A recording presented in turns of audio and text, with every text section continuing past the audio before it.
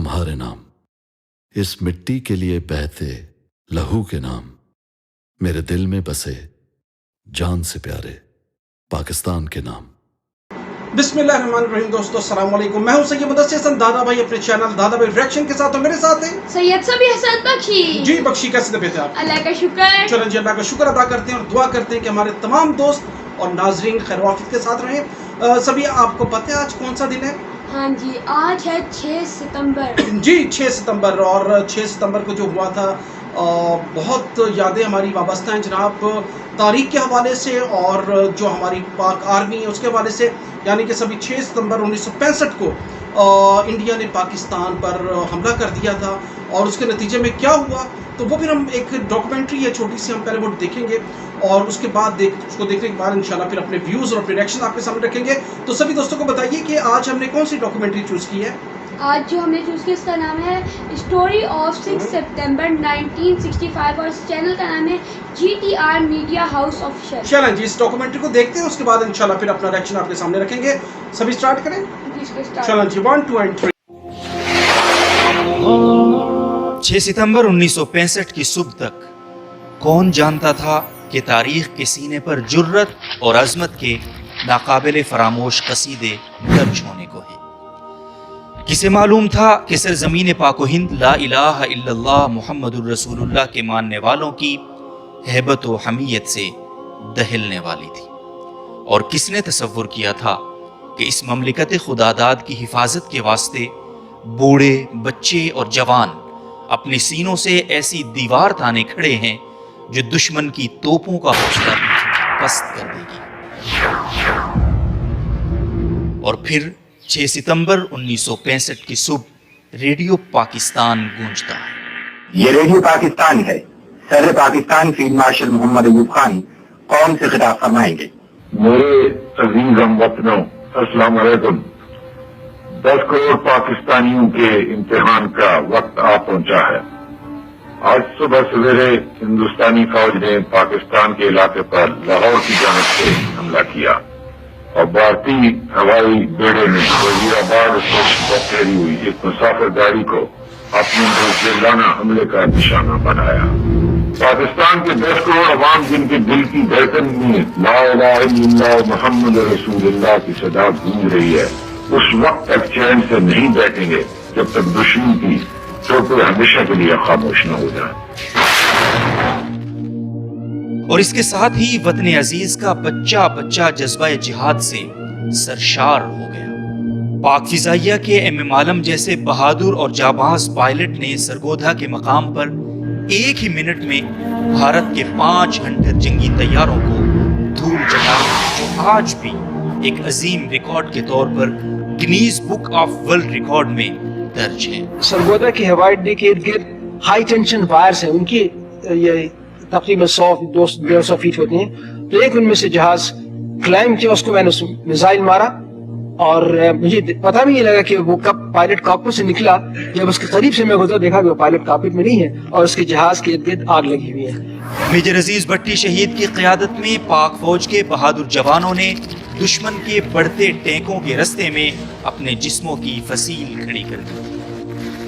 वतन के इन गयूर जवानों ने अपने सीनों पर बारूद बांधकर 120 भारतीय टैंकों को दफन कर दिया था, और यूं लाहौर की सड़कों पर नाश्ता करके अपनी फौज से सलामी लेने के बाद लाहौर जिमखाना में जाम से जाम टकराने के लाल बहादुर शास्त्री के ख्वाब चकना चूर हो गए। 17 रोज तक जारी रहने वाली इस जंग की गर्द बैठी तो भारत अपने सैकड़ों टैंकों और दर्जनों जंगी जहाजों से महरूम हो चुका था। इसके 5000 से जायद फौजी वासिले जहन्नुम हो चुके थे, और उसका गुरूर धूल चाट रहा था। हदियारा से लेकर खेमकरन तक, चविंडा से लेकर हलवाड़े तक, वहगा से लेकर जामनगर तक, कसूर से लेकर इखनौर तक, और BRB नहर से लेकर दवारका के किले तक, हर तरफ पाक फौज की सुरखरुई के परचम लहरा रहे थे। इस सुनहरी तारीख का एक एक लफ्ज जो हमारे शहीदों के लहू से दरख्शां है, यह अजीम दिन हमें शहीदों की कुर्बानियों, गाजियों की जुर्रत और अपने अजदाद की वफाओं की याद दिलाता है।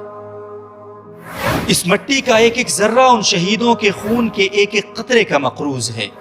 جن آزاد فضاؤں میں آج ہم سانس لے رہے ہیں، اس کے ایک ایک جھونکے میں ان کے مقدس لہو کی خوشبو گندھی ہے. دشمن یاد رکھ لے کہ مملکت خداداد پاکستان کا ایک ایک سپوت اپنے مادر وطن سے بے انتہا، بے پایاں اور بے حد محبت کرتا ہے. پاکستان زندہ باد، پاک فوج پائندہ باد. جی سبھی، تو کیسے لگی آپ کو ڈاکومنٹری؟ مجھے بہت اچھی لگی ڈاکیومنٹری اور مجھے فخر ہے اپنے پاکستانی فوجیوں پہ. بالکل. میں آپ کو تھوڑا سا بتاؤں کہ دیکھیں، سب کو پتا ہے کہ پاکستان جو تھا وہ 14 اگست 1947 کو مارچ وجود میں آیا، لیکن اس دن سے آپ لگائیں کہ فرسٹ ڈے جس دن پاکستان بنا، ہندوستان جو تھا اس کو برداشت نہیں کر رہا تھا. تو 1965 یعنی کہ تقریباً آپ سمجھ لیں کہ 18 سال کے بعد، بیچ میں جھڑپیں ہوتی رہی ہیں اور بھی چھوٹی موٹی جنگیں چلتی رہی ہیں، لیکن انہوں نے باقاعدہ ایک زبردستی کی جو جنگ ہوتی ہے اس کو مسلط کرنے کی کوشش کی پاکستان کے اوپر. شاید وہ پاکستان کو بہت ہلکا سمجھ رہے تھے، ٹھیک ہے نا. اچھا، ان کا پلان کیا تھا کہ ان کا پلان یہ تھا جی کہ ہم راتوں رات پاکستان پہ حملہ کریں گے اور جو ہمارا لنچ ہوگا وہ ہم نے یہاں پر شالیمار میں آ کے کریں گے. شالیمار جو ہے وہ بیسکلی بھاگا کے بالکل قریب ہے. تو یہ ان کا ایک پلان تھا جی کہ ہم شب خون ماریں گے اور لنچ وہاں پہ کریں گے اور پاکستان کا مخصوص حصہ جو وہاں پر قبضہ کر لیا جائے گا. تو شاید یہ ان کی بہت بڑی بھول تھی ہمارے دشمن کی. آپ اندازہ لگائیے کہ ایوب خان کا آپ نے سنا، جب صبح انہوں نے یہ پتہ چلا کہ انڈیا آرمی نے حملہ کر دیا ہے تو انہوں نے ریڈیو پاکستان پر آ کر اعلان کیا.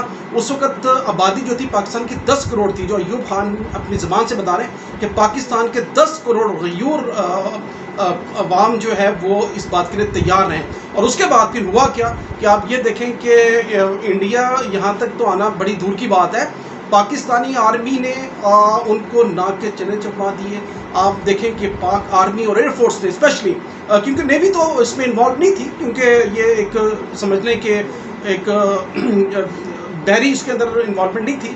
تو آرمی جو تھی اس نے جو بیسک پوائنٹس تھے، جو مشہور علاقے تھے، اس میں ہدیار، اس میں چوئنڈا، اس میں واگا، قصور اور بی آر بی، یہ اسپیشلی یہاں پر بڑی زبردست قسم کی جنگ ہوئی تھی. اور وہاں پر جو پاکستانی جو فوج کے جو جوان تھے انہوں نے اپنے جسموں سے بم بارود لگا کر وہاں پر وہ انہوں نے مطلب انڈر گراؤنڈ ہو گئے. اور جب ٹینکس ان پہ سے گزرے تو وہ بلاسٹ ہوا اور تمام جو ٹینک تھے وہ یک کے بعد دیگرے تباہ ہوتے چلے گئے.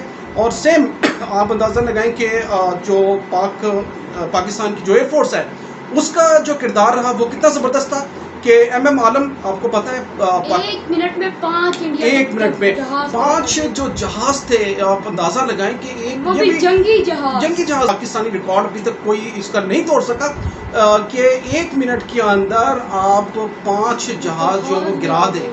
تو میں اپریشیٹ کرتا ہوں ایم ایم عالم کو. اس کے بعد بے شمار شہادتیں ہوئی ہیں جس میں میجر عزیز بھٹی، اور آپ اندازہ لگائیں کہ میجر عزیز بھٹی کو کون نہیں جانتا.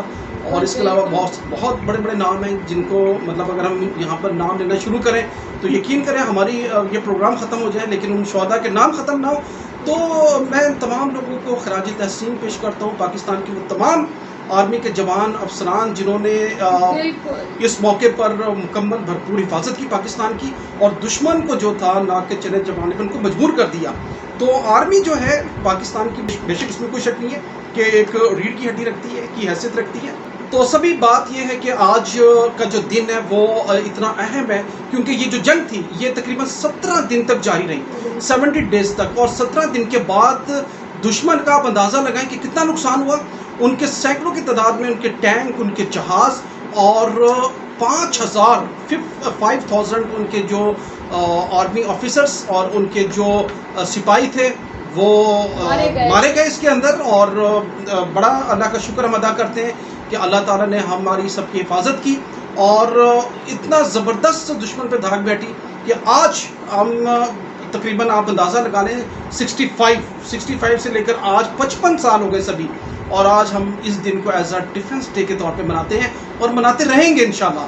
تو تمام دوستوں کو میری جانب سے جناب مبارکباد ہو اس خاص دن اور خاص موقع کے حوالے سے. اور میں دعا کرتا ہوں کہ پاکستان آرمی کے لیے، پاکستان ایئر فورس کے لیے اور پاکستان بحریہ کے لیے کہ جو وہ ہمارے لیے، ہم لوگوں کے لیے جو خدمات سر انجام دے رہے ہیں اپنی سرحدوں کے اوپر، اللہ تعالیٰ ان کو ہمیشہ قائم و دائم رکھے. تو دوستوں ضرور بتائیے گا کہ آج کا ہمارا یہ سیگمنٹ آپ کو کیسا لگا. اپنے کمنٹ سیکشن کے اندر ضرور اپنی رائے دیا کریں, اور اس کے ساتھ ہی ہمارا جو چینل ہے دادا بھائی ریئیکشن اس کو ضرور سبسکرائب کریں. اس کے ساتھ ہی مجھے اور سبھی کو اجازت دیں, دعا میں یاد رکھیں. والسلام علیکم ورحمۃ اللہ وبرکاتہ.